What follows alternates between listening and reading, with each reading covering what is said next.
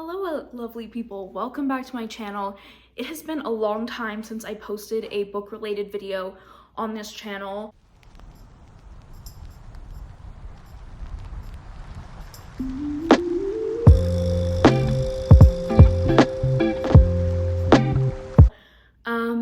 But it's about to be March and I wanted to jump back into it. Excuse the clicking of my radiator. I have built-in heating in my walls and it just makes that noise, so hopefully it won't be too distracting. Today I want to talk about the books that I want to read for March. We're going to do a little different kind of TBR game, and I'm going to talk about my anticipated releases for the month as well. So I hope you guys enjoy, and let's just get into it. So the only book I know for sure that is going to be part of a book club that I'd like to read this month is Finna. This book is by Nino Cipri, and it is a rambunctious, touching story that blends all the horrors of the multiverse with the everyday awfulness of low-wage work. It explores queer relationships and queer feelings, capitalism and accountability, labor and love, all with a bouncing sense of humor and commitment to the strange. When an elderly customer at a Swedish big box furniture store, but not that one, slips through a portal to another dimension, it's up to 2 minimum wage employees to track her across the multiverse and protect their company's bottom line. I read Horror Store by Grady Hendrix earlier this year. I haven't talked about the books that I've read yet on here, but I did post about them on Instagram. I always post about them first there, so go check that out. And I did not like that one. I loved the concept, but I didn't like the execution, so I'm hoping this is like take 2 of that, but better. I know that Kayla from Books and Lala gave this one 5 stars. If she liked it, I hopefully will like it. So that is one of the ones I'd like to read. My other book clubs were too early in February at this point for the books to be announced, even though it's February 21st today. So it's not that far away, 1 week till March. But anyway, let's talk about the new releases that are coming out in March that I would like to read. Okay, so on March 7th, one of my most anticipated releases of the year is What Happened to Ruthie Ramirez. So this is a novel about a Puerto Rican family in Staten Island who discovers their long missing sister is potentially alive and cast on a reality TV show, and they set out to bring her home. Yeah, they have more here, but that really intrigued me. I love the idea of like a missing person who's not missing anymore or has just been living their life somewhere else. So I think that one will be super interesting. That one is by Claire Jimenez. Also on the 7th, we have, The Mimicking of Known Successes. So this is the first book of a series. It presents a cozy Holmesian murder mystery and sapphic romance set on Jupiter. On a remote gas-wreathed outpost of a human colony on Jupiter, a man goes missing. The enigmatic investigator Massa follows his trail to Valdegeld, home to the colony's erudite university and Massa's former girlfriend, a scholar of Earth's pre-collapse ecosystems. She has dedicated her research and her career to aiding the larger effort towards a possible return to Earth. When Massa unexpectedly arrives and requests her assistance in her latest investigation, the two of them embark on a twisting path in which the future of life on Earth is at stake, and perhaps their futures together. So I'm not a huge fan of space-related things, but if it's gonna be anyone in space, lesbians, that works for me. Then we have Saving Time. This is a non-fiction, so this one is Saving Time, Discovering a Life Beyond the Clock. It's written by the woman who wrote How to Do Nothing, and so it basically talks about disconnecting from the clock and that it was built for profit, not people. So she shows us how our painful relationship to time is inextricably connected not only to social inequities, but the climate crisis, existential dread, and lethal fatalism. I think this would be really interesting because I definitely find at work especially that I just like count the minutes until I can leave. So I think this would be quite interesting to hear what she has to say. And also on the 7th, we have Birnam Wood by Eleanor Catton. I believe this is a reference to Macbeth. Anyway, 5 years ago, Mira Bunting founded a guerrilla gardening group, Birnam Wood, an undeclared, unregulated, sometimes criminal, sometimes philanthropic gathering of friends. This activist collective plants crops where no one will notice, on the sides of roads, in forgotten parks, and neglected backyards. For years, the group has struggled to break even. Then Mira stumbles on an answer. a way to finally set the group up for longer term. A landslide has closed the Korowai Pass, cutting off the town of Thorndike. Natural disaster has created an opportunity, a sizable farm seemingly abandoned. But she's not the only one interested in Thorndike. Why did I decide that I was interested in this book? Robert Lemoyne, the enigmatic American billionaire, has snatched it up to build his end-of-times bunker, or so he tells Mira when he catches her on the property. That's probably why. Intrigued by Mira, Burnham Wood, and their entrepreneurial spirit, he suggests they work this land. But can they trust him? And can they trust each other? I don't know why this one was on my list. The cover is quite cool. I will put it on screen. Then on March 14th, we have a book by one of my favorite authors, Jessie Q. Sutanto, and she is releasing Vera Wong's Unsolicited Advice for Murderers. I think this one might be YA. No, it's adult. Okay. A lonely shopkeeper takes it upon herself to solve a murder in the most peculiar way in this captivating mystery by Jessie Q. Sutanto. Vera Wong is a lonely little old lady of a certain age who lives above her forgotten tea shop in the middle of San Francisco's Chinatown. Despite living alone, Vera is not needy. She likes nothing more than sipping on a good cup of oolong and doing some healthy detective work on the internet about what her Gen Z son is up to. Then one morning, Vera trudges downstairs to find a curious thing, a dead man in the middle of her tea shop. In his outstretched hand, a flash drive. Vera doesn't know what comes over her, but after calling the cops like any good citizen would, she sort of swipes the flash drive from the body and tucks it into the back pocket of her apron. Why? Because Vera is sure she would do a better job than the police possibly could, because nobody sniffs out a wrongdoing quite like a suspicious Chinese mother with time on her hands. I normally don't think I would pick up like a cozy mystery. They're not really my thing.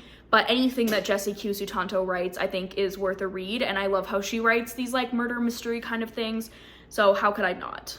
How could I not? And then lastly is, I don't know how you say this, in my head, I say, like, YN.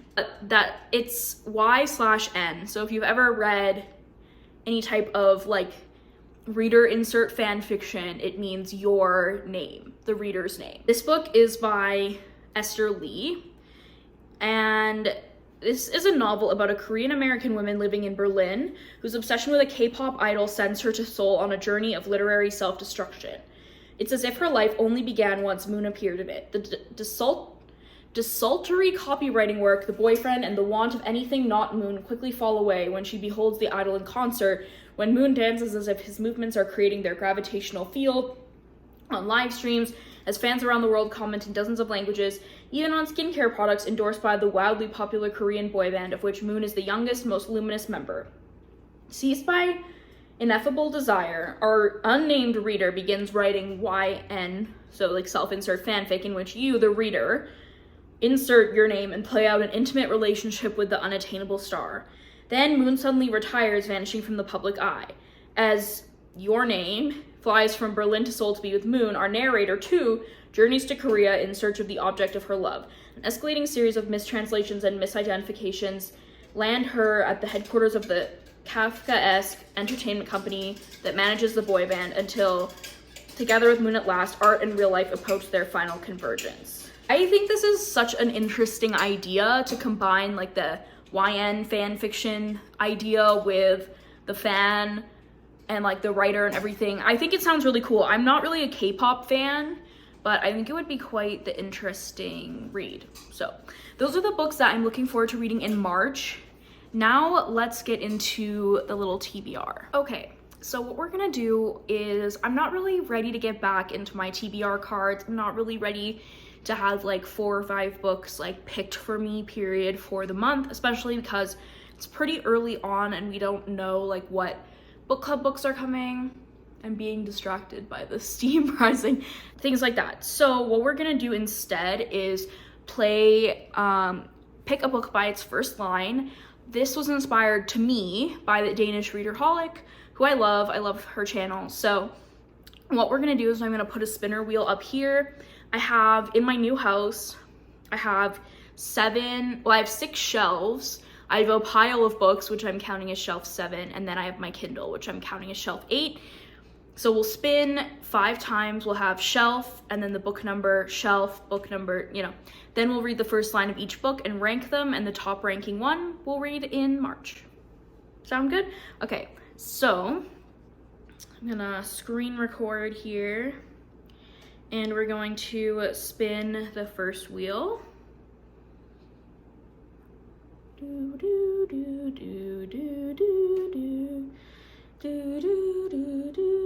Okay, we got 8. Okay, so then in shelf 8, which is my Kindle, we have 8 books. So we'll generate a number from 1 to 8, and that is 8. Then the second shelf is 1. On shelf 1, we have 5 books. And we got book 3. We'll spin again. Hopefully we get one other than 1 or 8. Okay, 4. And shelf 4 has 9 books. We got 4. Okay. Spin number 4.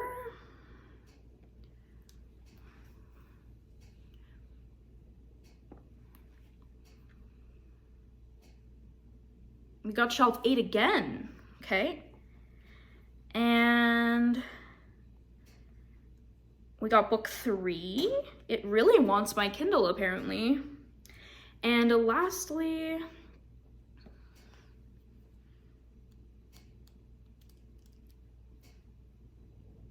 I want 7. 3. And 3 has 10 books. And number 10. Okay, I'm gonna go figure out what these books are, and then we'll read the first line. Okay, I'm back.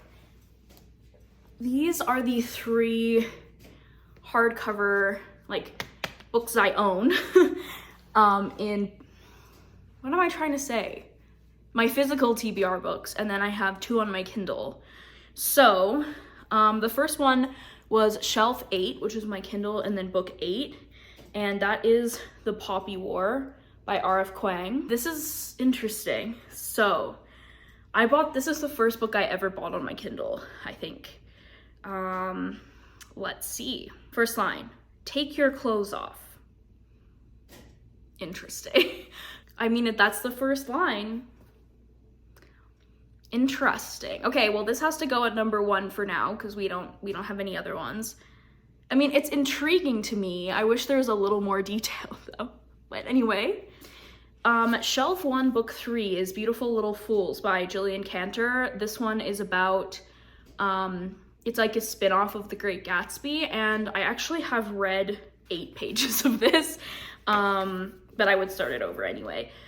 This is about, I think it's about Daisy, Jordan, and another girl that we haven't been introduced to. They think that so Great Gatsby spoilers, but Gatsby's murdered at the end of the book and they blame it on George Wilson. But then a hairpin is discovered in the bushes and 3 women fall under suspicion. Daisy, Jordan, and Catherine McCoy, who is Myrtle Wilson. She's a character in the main book, her sister. So anyway, I'm a Great Gatsby ho, so I bought this. I actually might watch that tonight. First line. She held the gun the way a certain kind of careless man held his glass of whiskey. Oh, that's so good. That's so good. That is like, maybe I'm just biased because it's Gatsby, but that is like Gatsby in an essence to me. That's a really good line. Okay, this one moves into number 1 for me. Poppy War moves down. Then we had shelf 4, book 4, and we have Babel, another R.F. Kuang book. I am not ready to read this month. It is a chunky boy. It is actually it's only like 540 pages, but it is big. And I don't know that I'm ready for it yet. I got it for book of the month because it seemed like too good of a deal to pass up to get what would be like a $40 book hardcover release in Canada to get for my book. So I got it, but I don't know, you guys. This is about a group of students who are brought to Oxford to the Royal Institute of Translation. For Robin, Oxford is a utopia dedicated to the pursuit of knowledge, but knowledge obeys power, and as a Chinese boy raised in Britain, he realizes serving Babel means betraying his motherland. As his studies progress, Robin finds himself caught between Babel and the shadowy Hermes Society, an organization dedicated to stopping imperial expansion. When Britain pursues an unjust war with China over silver and opium, Robin must decide, can powerful institutions be changed from within, or does revolution always require violence? See, that does sound like it would be a book that I'd be interested in. It's just really intimidating to me because the text is also very small. But let's read the first line. By the time Professor Richard Lovell found his way through Canton's narrow alleys to the faded address in his diary, the boy was the only one in the house left alive. Oh yeah, I remember Jack did reading the first line of like a bunch of books he wanted to read, and he read that, and that one really caught my attention. Frick. I just don't want to read this one this month. I think it's gonna put me in a reading slump if I do, but I want to know more. I'm putting it number 2. Beautiful Little Fools is still ahead because I just like, I want to know more about this, why she held the gun, who held the gun, you know, than why the boy was the only one left alive. Like, for now, that's how I feel. Then we had another Kindle pick, and this one is Daisy Jones and the Six. I also started this book and didn't finish reading it. This is difficult to like pick what the first line is because it's like an article almost. Here is what is so captivating about Daisy Jones even before she was Daisy Jones. That doesn't really do it for me for an opening line. Sorry. This one's going to the bottom. Okay, and the last book that we have is The Ark by Tori Henwood Hohen. I bought this last year, like the week it came out, basically. And I just haven't read it. So it's about a dating app called The Ark, which is a highly secretive, super sophisticated matchmaking service that uses a complex series of assessments to architect partnerships that will go the distance. So she is matched with Raphael Banks, a handsome, charismatic 42-year-old lawyer who's ready for commitment. The spark is undeniable. Is it possible that The Ark has succeeded where all other dating apps have failed? But probably not, right? So anyway, let's read the first line. Okay, chapter 1. As their taxi slipped down 5th Avenue past 79th Street, Ursula realized she was about to throw up. I do like it, but like I don't know. It's not as compelling to me. I think this one slots under Babel and above The Poppy War, which means that Beautiful Little Fools takes first spot. This is surprising to me, actually. I started it when I was in Germany, but I just like wasn't really in my best mindset. So yeah, I guess this will be one of my reads for March. Which one would you have picked? I feel like you guys would have picked Babel, and like I kind of would have, and maybe I will read it next month, but it's so intimidating to me. I might need to get the audiobook as well, but we'll see. I thought that was fun, so thanks for playing along with me, reading the first line of some of the books on my shelves. Let me know what you're reading next month if you know yet, and I will see you in the next one. Bye!